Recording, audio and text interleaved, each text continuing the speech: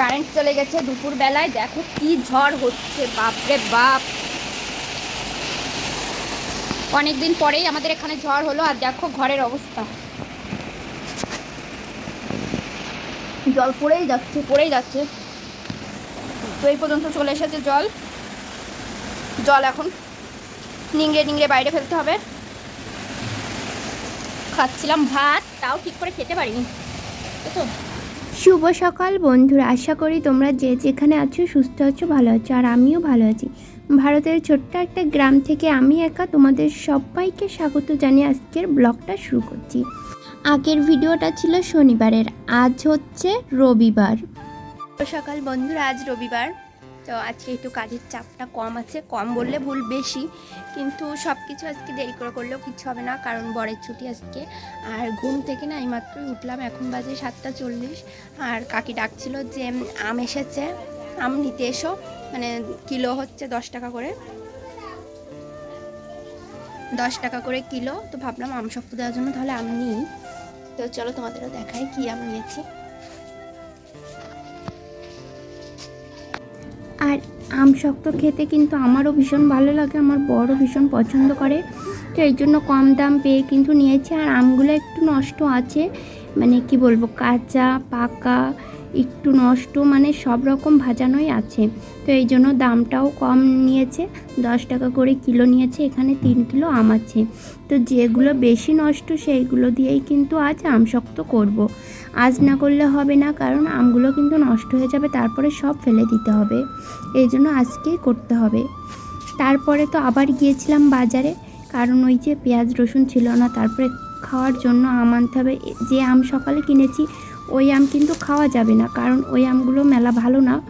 এই জন্য দেখো এখানে আবার 1 কিলো আম নিয়েছি। 1 কিলো না, 1 কিলোর একটু বেশি হবে। আর হচ্ছে দুধ এনেছি, আজ রবিবার নিরামিষ খাই আমরা, তো এই জন্য। তো এই আমগুলো নিয়েছে 40 টাকা করে কিলো। তো মেলা ভালো না, কিন্তু ভালো আম না পাইনি, এই ছিল। এর থেকে খারাপ ছিল, সব চাচ্ছিল 40-50। তো এইগুলোই আমি আনলাম লাস্টে। আর আজ বললাম তো, ওই যে সকাল সকাল উঠেছি, আম নেওয়ার জন্য কাকি ডাকছিল। আর কিন্তু ঘুমাইনি, ভাবছি তাহলে সব কিছু সকাল সকাল গুছিয়ে নিই। তারপরে বাজারে গিয়েছিলাম। আর ওই দেখো মশারি টানানো আছে পিছনে, আমার বর ঘুমাচ্ছে। আর মশারির উপরে কিছু আর কি গামছা, তারপরে ওড়না দিয়ে রেখেছি, ওর মুখের উপর আলো পড়বে। আর কাজগুলো ভীষণ আস্তে আস্তে করছিলাম, ওর ঘুম না ভীষণ কম।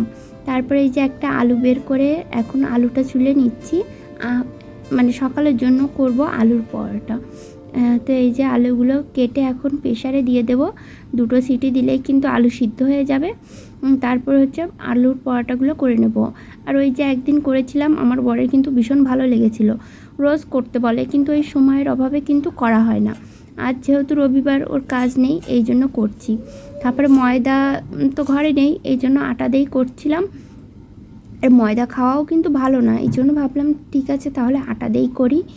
আর এই যে বাটিতে দেখো তোমার আলুর যে পুরটা, ওটা কিন্তু গ্যাসেই আর কি করে নিয়ে এসেছিলাম। ওই যে তোমার আদা কুচি, একটু রসুন কুচি, পেঁয়াজ কুচি, একটু তারপর গরম মশলা জিরে গুঁড়ো দিয়ে আর কি কষিয়ে নিয়ে এসেছি। তারপরে এই যে দেখো আটার যে পুরটা, ওর ভিতরে কিন্তু আমি দিয়ে দিচ্ছি, দিয়ে এখন রুটির মতন বেলে নেব। আর ভীষণ সুন্দর হচ্ছিল বেলাটা, মানে মাঝে একদিন করেছিলাম, ওর ভিতর থেকে না বেরিয়ে যাচ্ছিলো, কিন্তু আজ দেখো করেছি একটুও বেরোয় যায়নি। ওর ভিতরে কিছু দেওয়া আছে তো মনেই হচ্ছিল না। আর অনেকটাই দিচ্ছিলাম আমি, 2 চামচের মতন কিন্তু দিচ্ছিলাম, তাও কিন্তু বেরোচ্ছিল না। আর আগে 2 থেকে 3 বার করা হয়েছে, ততবার কিন্তু ভালো হয়নি, আজ যতটা ভালো হয়েছে। আর আমার বর ঘুমিয়ে আছে, অন্য দিন তো মানে আমি ঘুমিয়ে থাকি, ও উঠে যায়। আর আজ হচ্ছে ওই যে আম কিনলাম, তো এই জন্য তাড়াতাড়ি উঠে পড়লাম, আর শুইনি। তারপরে দেখো অনেকক্ষণ পরে রান্নাঘরে চলে এসেছি। আমার সব কয়টা বেলা হয়ে গেছিলো। এখন এই যে কড়াতে দেখো একটু সাদা তেল দিয়ে নাড়িয়ে চাড়িয়ে এখন রুটিগুলো ভেজে নেব। রুটি বলবো না পরোটা বলবো জানি না, তো যাই হোক পরোটাগুলো ভেজে নিচ্ছি। আর ভীষণ নরম হয়েছিল খেতে, এটা ছিল লাস্টেরটা, মানে আগে 4টে ভাজা হয়ে গেছে, আর এটা ছিল একদম শেষে। তো শেষেরটা একটু পুড়ে যাচ্ছিলো। তো যাই হোক খেতে কিন্তু বেশ মজার হয়েছিল আর কি। সস দিয়ে খেয়েছিলাম, টমেটোর সস দিয়ে ভীষণ ভালো লেগেছিল। তারপরে দেখো অনেকক্ষণ পরে ওই যে সকালের যে আমগুলো দেখিয়েছি ওই আমগুলো এখন আম শক্ত করব, কারণ রোদ্দুর বেরিয়ে গেছে আর এখন বাজে ওই 10:30টার মতন। এখন আমগুলো আমি এই যে চটকিয়ে নিচ্ছি, এগুলো আবার কিন্তু কড়াতে করে জাল দিতে হবে। আর আমগুলো না ভীষণ মিষ্টি ছিল, এই জন্য আর চিনি দেওয়া লাগবে না এতে। আর ওই 3টে কি 4টে মতন আম বাদ গিয়েছিলো, মানে একটু পোকা হয়েছিল, তারপরে একদম নষ্ট হয়ে গেছিলো। আর আমি সবার লাস্টে কিনেছিলাম, এই জন্য আমার বেশি নষ্ট হয়েছিল। আর এখন এই যে আমগুলো চটকিয়ে নেব। আর আমগুলো নরম ছিল, আমার কষ্ট একটু কম হচ্ছিল। আর শক্ত থাকলে না এই আমটা ছাড়াতে ভীষণ কষ্ট হয়। বাইরে কি সুন্দর রোদ্দুর দেখেছো। আর আজকে আম শক্ত বেশ ভালোই হয়েছে। আর আমটা না অনেকটা মানে ছুটছে। হ্যাঁ, কাঠের জালে করছি।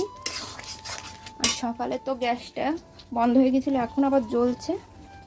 এই যে আর দুধ গরম করছি, কারণ দুধটা তো ফ্রিজ থেকে আনা, ঠান্ডা হয়ে গেছে, নষ্ট হয়ে গেলে তারপরে আর খাওয়া যাবে না, এই জন্য গ্যাসে গরম করছি।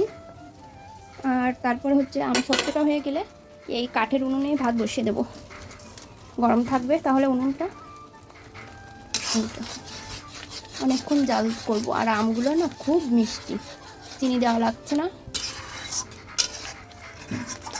বাবারে গায়ে ছুটে ছুটে লাগতেছে।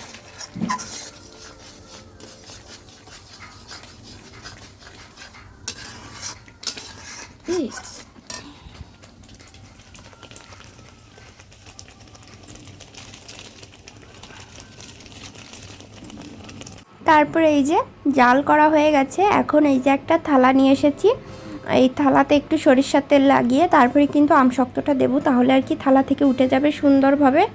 আর আমি আমার বয়সেই প্রথম আম শক্ত দিচ্ছি, এর আগে মা দিয়েছে, শাশুড়ি দিয়েছে, কিন্তু আমি না কখনো দিইনি। তো এই প্রথম হচ্ছে দিচ্ছি, কেমন হবে জানি না। আর আম শক্তটা না আর একটু জাল করতে হতো মনে হয়, কিন্তু ওই যে ছুটছিল এই জন্য কিন্তু আর বেশিক্ষণ করিনি। আর রান্না বান্নাও তো করতে হবে দুপুরে, এই জন্য কিন্তু আর বেশিক্ষণ জাল দিইনি।